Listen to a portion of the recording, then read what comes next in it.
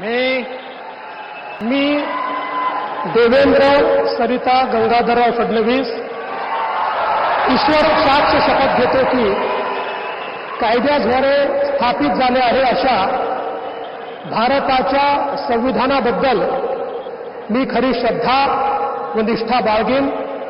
मी भारताची सार्वभौमता व एकात्मता उन्नत राखीन। मी महाराष्ट्र राज्याचा मुख्यमंत्री म्हणून माझी कामे निष्ठापूर्वक व सत्सद विवेक बुद्धीने पार पाडेन आणि संविधान व कायदा यानुसार सर्व तऱ्हेच्या लोकांना मी निर्भयपणे व निपक्षपातीपणे तसेच कोणाच्याही विषयी ममत्व भाव किंवा आकस न बाळगता न्याय वागणूक देईन।